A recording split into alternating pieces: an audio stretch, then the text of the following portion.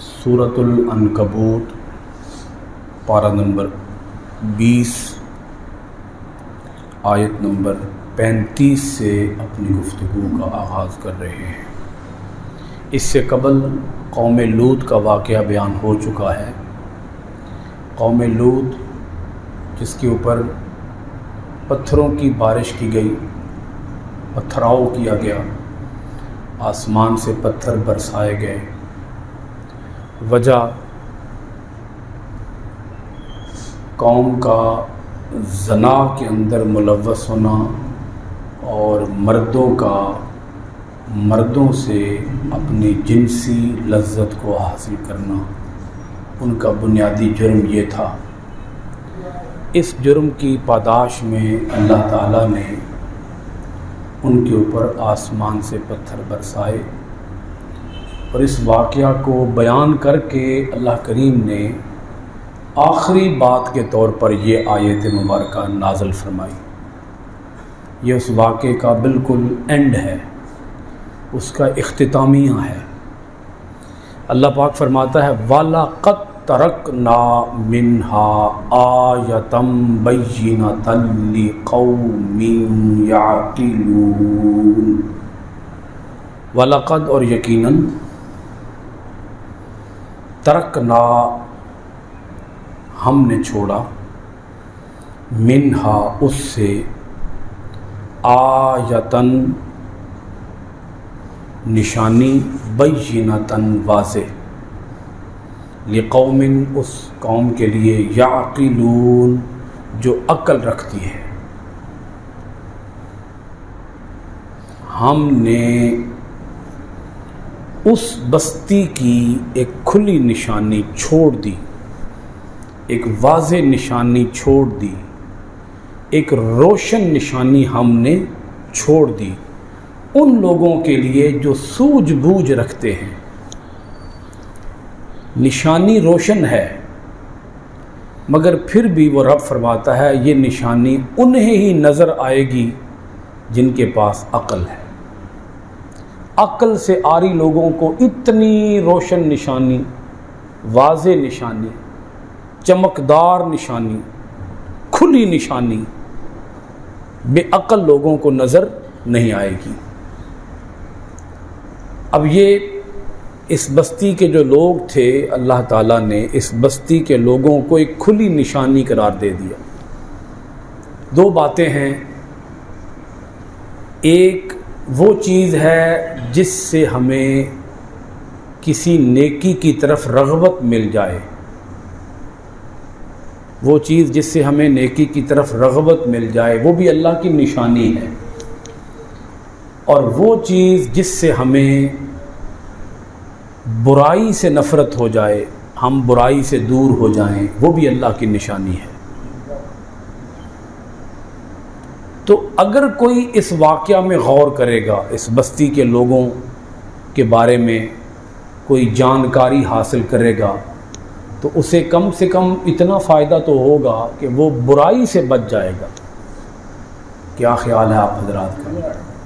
बुराई से, बदी से बच जाएगा, ज़ना से वो बच जाएगा। आज भी ये गुनाह जितना उरूज पे है, नबी पाक अलैहिस्सलातु वस्सलाम ने इरशाद फरमाया था कि मेरी उम्मत इस गुनाह के अंदर 4 कदम और आगे जाएगी, पिछली कौमों से भी आगे जाएगी। हुज़ूर अलैहिस्सलातु वस्सलाम ने इरशाद फरमाया कि पहले तो मर्दों के साथ जिनसी लज्जत पूरी करते थे, अब औरतों से जिनसी लज्जत पूरी करेंगी।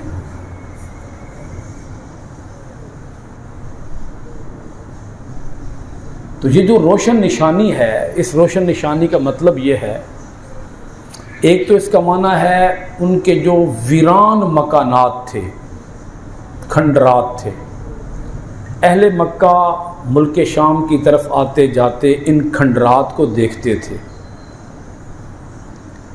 तो अल्लाह पाक ने इरशाद फरमाया कि इन खंडरों से اللہ تعالیٰ کی نشانی ملے گی. کیا نشانی ملے گی؟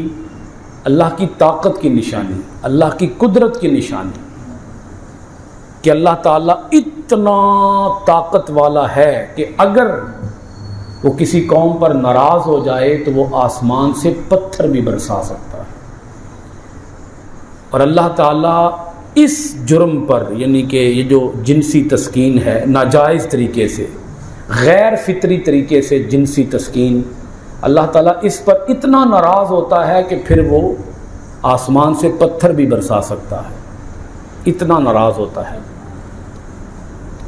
تو ایک تو یہ معنی ہو گیا کھنڈرات، کہ لوگوں ان کھنڈروں کو دیکھو اور ان پر تھوڑا غور بھی کرو، صرف دیکھو نہیں، دیکھنے سے کیا ہوگا، ان گرے پڑے مکانوں کو دیکھو اور سبق سیکھو، عبرت حاصل کرو کہ ایک زمانہ ہوا کرتا تھا، یہاں لوگ رہتے تھے، انسان بستے تھے، انسان جیتے تھے، انسان کھاتے تھے، پیتے تھے، سوتے تھے، جاگتے تھے، باتیں کرتے تھے، زندگی گزارتے تھے.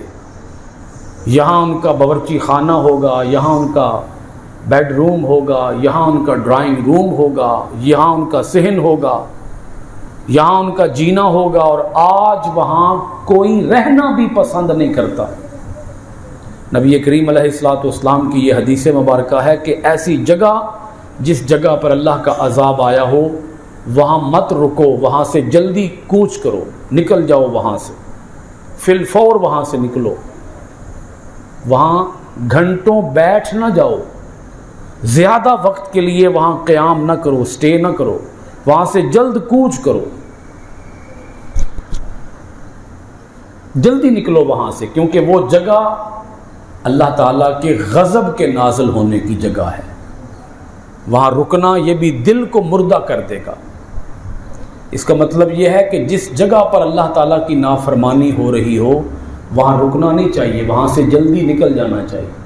اور جس جگہ پر کسی نافرمانی کے باعث عذاب آیا ہو تو وہاں سے بھی بولیے جلدی نکل جانا چاہیے. ایک اس کا معنی یہ ہو گیا کھنڈرات، اللہ تعالیٰ نے ان کھنڈروں کو باقی رکھا، وہاں کسی کو بسنے نہیں دیا رب نے. پھر یعنی وہ کھنڈرات پھر آباد نہیں ہوئے. تو رب بتانا چاہتا ہے اور دکھانا چاہتا ہے کہ دیکھ لو، آباد جگہیں وہی رہتی ہیں جہاں رب کے حکم کی تعمیل ہوتی ہے، اور وہ جگہیں کبھی آباد نہیں رہ سکتی. جتنی ترقی یافتہ قومیں وہاں پہ بستی ہوں، وہ جگہیں کبھی آباد نہیں رہ سکتی جہاں رب کے حکم کی مخالفت ہوتی ہے. وہ ایک نہ ایک دن وہ جگہیں غیر آباد ہوں گی، ویران ہوں گی، وہ کھنڈر بنیں گے، اور وہاں پہ پھر کبھی آبادی نہیں ہوگی. ایک معنی یہ ہو گیا. دوسرا اس کا معنی یہ ہے کہ آسمان سے جب پتھر برستے تھے نا، ان پتھروں کے اوپر بھی اس بندے کا نام لکھا ہوتا تھا، وہ پتھر جس بندے کو لگنا ہوتا تھا. میرا خیال ہے تو سمجھ آ گئی. پتھر کے اوپر کیا لکھا ہوتا تھا؟ بندے کا نام، بندے کا نام لکھا ہوتا تھا کہ یہ پتھر فلاں بندے کو جا کے لگے. ٹھیک ہے جی، پتھر کے اوپر نام. اب دیکھیں نا، اس کی مثال موجودہ دور میں آپ لے سکتے ہیں بڑی آسانی کے ساتھ. کچھ چیزیں ایسی ہیں جو پرانے وقتوں میں سمجھ نہیں آ سکتی تھی، آج بڑی جلدی سمجھ آ جائیں گی. یعنی سائنس جو ترقی کر رہی ہے تو ہماری سمجھ کو اور ہماری عقل کو یہ کھول رہی ہے، مگر عقل کو ہم نے وحی الہی کے مطابق رکھنا ہے، وحی الہی کے خلاف نہیں ہونا. میزائل کا جو سسٹم ہے، میزائل کے اندر کوئی ڈرائیور ہوتا ہے کیا؟ مثلا کوئی بھی دنیا کا کوئی بھی ملک کسی دوسرے ملک پر میزائل گرانا چاہتا ہے تو کیا اس کے اندر کوئی انسان بٹھائے گا اس کو ڈرائیو کرنے کے لیے؟ میزائل کے اندر ایک نیویگیشن سسٹم ہوتا ہے. میزائل کے اندر ڈیٹا ان پٹ کر دیا جاتا ہے کہ یہ میزائل فلاں علاقے کے اندر جا کر گرے، اتنے علاقے کو تباہ کرے، اور اتنے بج کر اتنے منٹ پر اس علاقے کے اندر جا کے گرے اور اس سے اتنے لوگ جو ہیں وہ تباہ ہو جائیں، اتنے مکانات گر جائیں، اتنے بڑے پیمانے پر تباہی پھیلے. یہ سارا ڈیٹا میزائل کے اندر ان پٹ کیا جاتا ہے. اس سے میزائل کو پتہ چل جاتا ہے کہ میں نے کہاں جا کے گرنا ہے، کس علاقے کو تباہ کرنا ہے. میزائل پھر اس آرڈر کی خلاف ورزی نہیں کرتا. میزائل کو جہاں گرانے کے لیے کہا جائے میزائل اسی جگہ پہ جا کے گرتا اپنے نشانے پر. اگر انسان کا بنایا ہوا میزائل جان سکتا ہے کہ میں نے کتنے علاقے کو کتنے بج کر کتنے منٹ پر تباہ کرنا ہے، کون سے علاقے کو تباہ کرنا ہے، تو رب کے برسائے ہوئے پتھروں کو بھی معلوم ہو سکتا ہے کہ میں نے جا کے کس انسان کو لگنا ہے.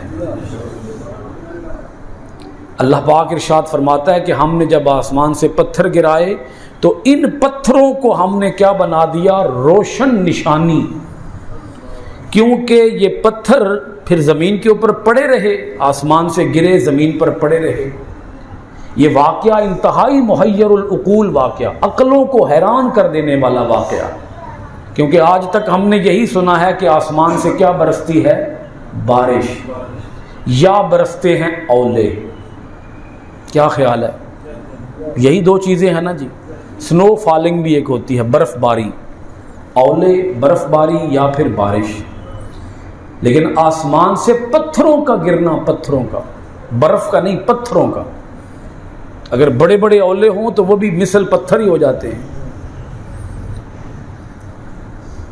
چلیں آپ اندازہ لگا سکتے ہیں کہ اگر کسی علاقے پر اولے پڑیں اور بڑے بڑے سائز کے ہوں تو اس میں تباہی کا عالم کیا ہوگا. تو اللہ پاک فرماتا ہے کہ ان پتھروں کے اوپر نام لکھے ہوئے تھے. پتھروں کو معلوم ہوتا تھا کہ میں نے کس انسان کو جا کے لگنا ہے. اور یہ نام تفسیر مدارک کے اندر یہ بات آتی ہے کہ یہ نام دور نبوی تک، دور رسالت مآب تک یہ نام پڑھے جا سکتے تھے، پتھروں کے اوپر لکھے ہوئے موجود رہے.